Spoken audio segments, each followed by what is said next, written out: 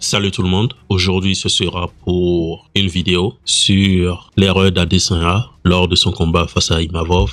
Ce sera probablement une courte vidéo, donc sans plus attendre, commençons. Bon, pour aller plus en détail sur ce que Adesanya a fait de mal dans ce combat face à Imavov, commençons déjà par ce que j'ai remarqué et ce que certaines personnes ont remarqué sur la séquence du KO. Donc après qu'Adesanya ait reçu le doigt, du moins je suppose le doigt d'Imavov dans l'œil, l'arbitre lui a demandé de prendre quelques secondes pour récupérer. Adesanya a refusé, chose qui prouve qu'il voyait aussi clairement. Mais quand le combat a recommencé, Adesanya était en position de gaucher, c'est-à-dire il avait la jambe droite en avant et la jambe gauche en arrière. Et ensuite, et c'est là qu'on parlera de son erreur. Ensuite, l'erreur qu'il a faite, c'est de changer de position de combat face à Imavov. Et il est passé en droitier, c'est-à-dire la jambe gauche en avant et la jambe droite en arrière. Et c'est lors de ce processus de changement qu'Imavov lui est tombé directement dessus et l'a mis KO. Donc sur Twitter, j'avais retweeté une autre vidéo d'une autre personne, je pense du MMA anglophone, qui a remarqué ça. J'avais retweeté cette vidéo en disant que j'ai remarqué la même chose et j'avais posé une question qui disait que est-ce que c'était un flair d'Imavov sur le coup ou est-ce que c'était dans le game plan? Et quelqu'un a très gentiment tagué Nicolas Hott qui a ensuite répondu en disant qu'ils ont remarqué que lors des changements de garde d'Adesanya, il avait tendance à être très vulnérable par rapport à ses adversaires qui explosaient. C'est extrêmement pertinent. C'est extrêmement pertinent, ce qui prouve qu'ils ont dû regarder beaucoup de combats d'Adesanya, ce qui prouve aussi qu'ils ont vraiment fait leur devoir dans le camp d'Imavov. Et ensuite, j'ai répondu en disant que dans le combat face à DDP, j'avais remarqué que les changements de garde ou de position de combat d'Adesanya étaient très apparents.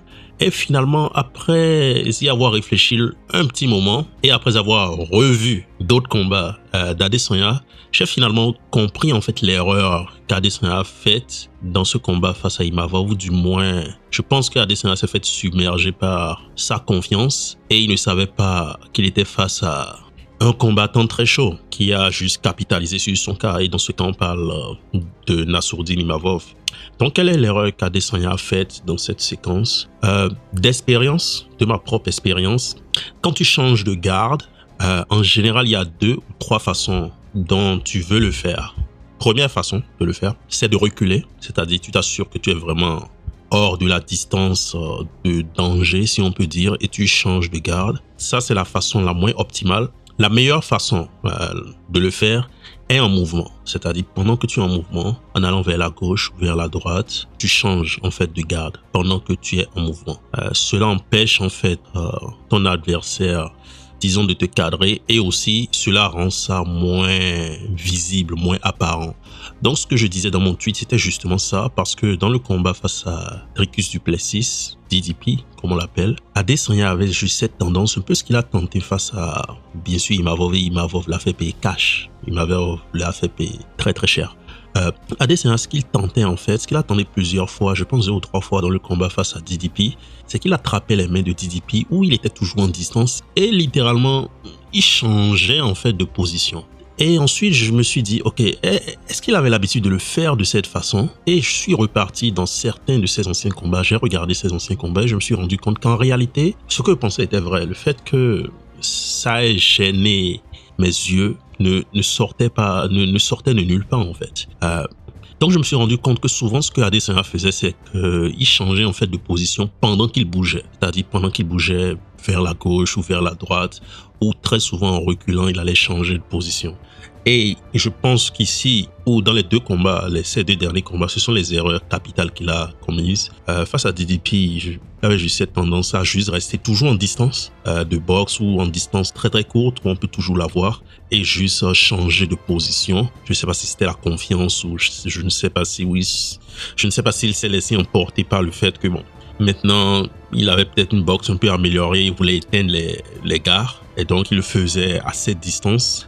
Mais face à Imavov, ça a payé cash.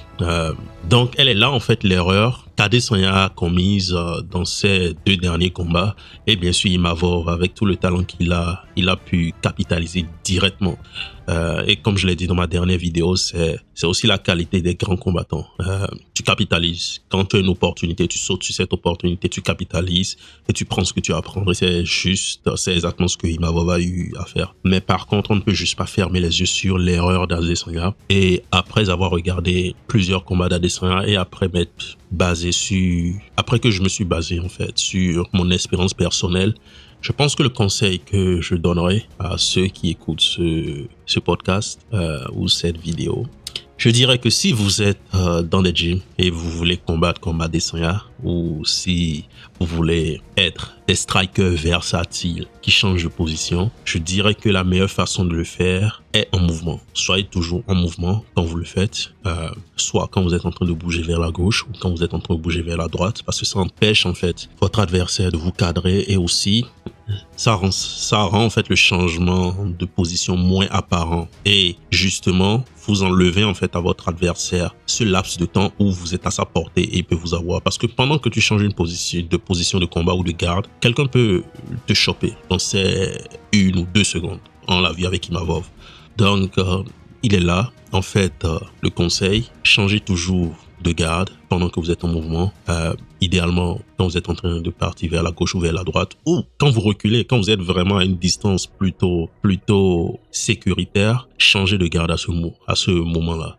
Mais ne faites pas ce qu'Adesanya a fait ces 2 derniers combats, ne restez pas en distance de boxe devant vos adversaires et changez de garde. Ça va, la plupart du temps, je suppose que ça passera, parce que même face à DDP, c'est passé, mais tu as juste besoin que ça ne passe pas 1 ou 2 fois pour te retrouver sur le tapis. Donc, c'était la vidéo d'aujourd'hui, c'est ce dont je voulais vous parler aujourd'hui. Si vous avez aimé cette vidéo ou ce mini podcast, abonnez-vous à la chaîne, aimez, partagez avec vos amis qui aiment le MMA et on se dit à la prochaine.